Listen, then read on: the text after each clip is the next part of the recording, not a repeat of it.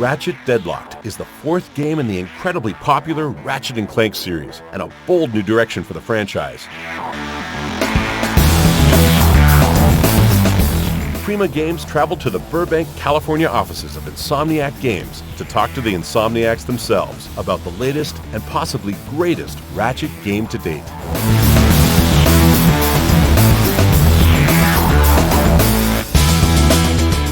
The company at the very beginning was really me in an office with a 3DO dev station trying to figure out what the hell I was doing.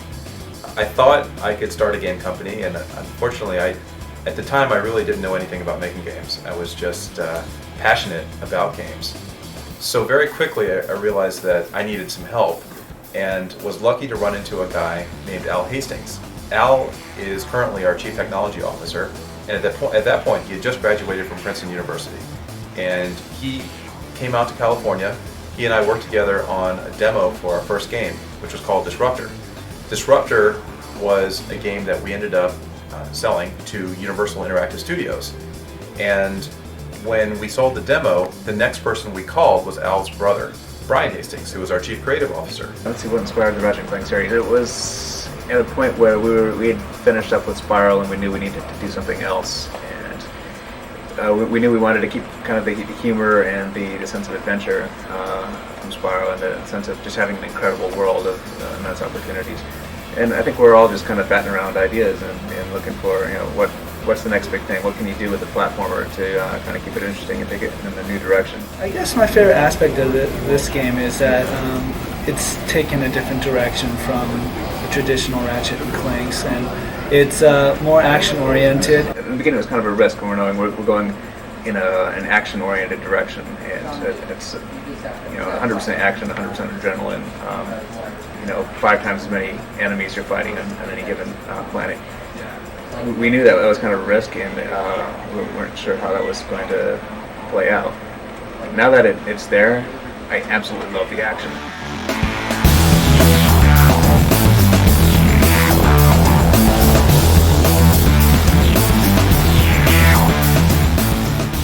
I just find that the visceral excitement of playing the game and just the way everything blows up.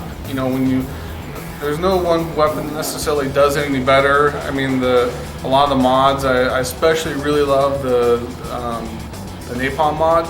The napalm mod, when you use it on the grenade launchers, create these big molten pools of napalm that are really fun and exciting. But just in general, the way everything blows up is extremely exciting and just big and huge, and just really makes you feel like you're having a fun time all the time. I enjoy all parts of Ratchet games, and it does sound cheesy for me to say that. In fact, I've always been a big fan of the weapons, and this time the weapons have gotten just huge in terms of the mod system and being able to completely customize your arsenal. The effects are heads and shoulders above what we've had before. One aspect of our weapons that's really cool, but a lot of players may miss, is our whole concept of alpha mods. We have a string of mods for the weapons called the alpha mods. And the mods are a really deep element to it. All the new mods are really fun. Like the alpha mods. Alpha mods. Alpha mods, definitely.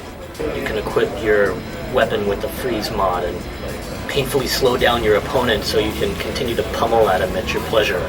Or you can equip the B6 Obliterator with the new napalm mod, which will blow up into big blobs of napalm, and the opponents will run through it and get all fried. It's a lot of fun. We have so many different combinations of weapon customizations that you could play through the game maybe 10 times and still not get the different combinations of weapons that you might want to play with. You can change sort of your style of how to play. So one way I might be able to add napalm onto the mine gun, and I could just run around with that and blowing everyone up.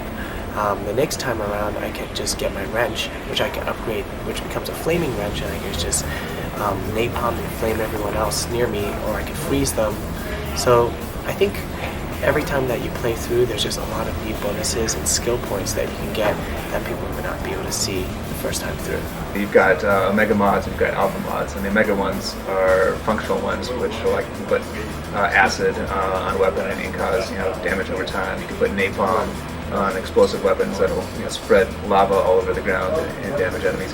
You can put shock on one, which will do electric arcs from any enemy you hit.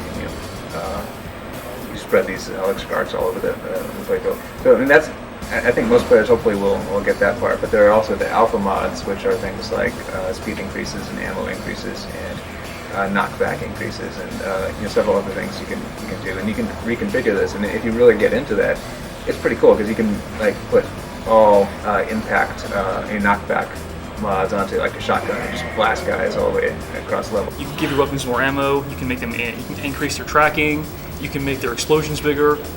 And the thing, these mods get automatically placed in all your weapons as the game levels. But the cool thing is you can swap them out if you want. It's a little hard for some players to kind of get into and use, but once they do it, they can really discover the fact that when they have a level 10 weapon and it's going to have 10 different alpha mods, and you can start getting all these different combinations of speed or power or ammo or various things with those weapons. And you use your machine guns a whole heck of a lot. So you go, hey, I want to try to put 10 ammo mods on this weapon and see what happens. And all of a sudden you see the amount of ammo you have triple in the game. There's lots of little things like that we're finding players still through our focus tests and other play right now don't utilize nearly as much. And I think once players really discover that, they're really going to have a great time.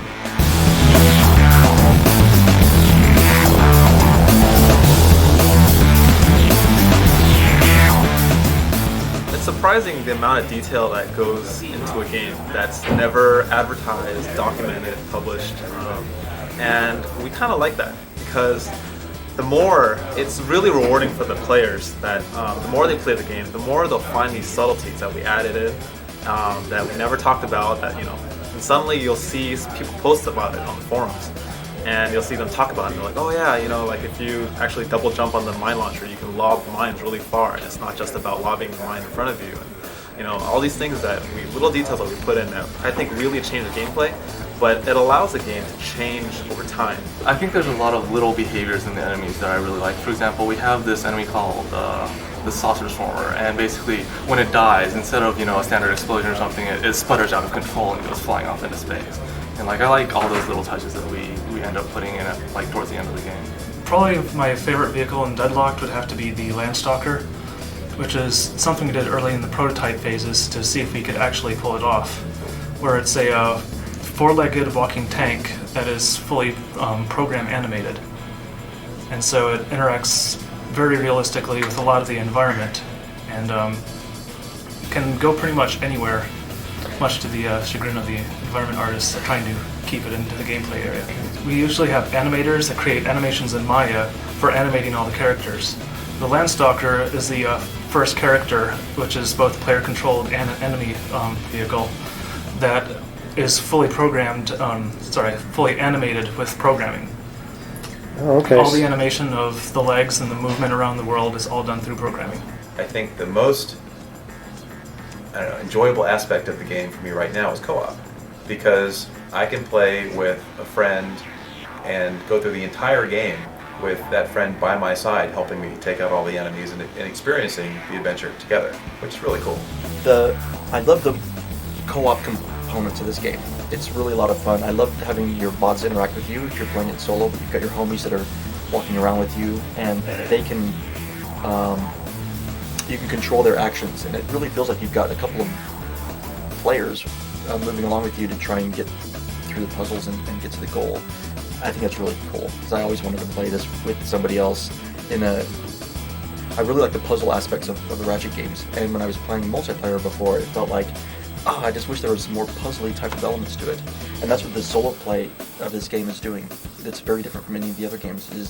You're doing all the puzzle elements, but you've got reinforcements that are doing it for you too. I haven't even mentioned co-op. You're asking about one of the funnest things you can do in the game, and co-op's the biggest thing. I mean, when I play, I most often play single player, because that's kind of what we're testing. But if you got a buddy with you and you're playing co-op, it's like the greatest thing. It takes it to a whole new level. I think everybody here wanted to do something different with Ratchet. If you do 3 games in a row, you absolutely want to change things up the 4th time. In fact, we did that for the 3rd time and the 2nd time as well. So our mantra has always been provide something fresh and different for the consumer with every game we make, whether it's a sequel or an original title.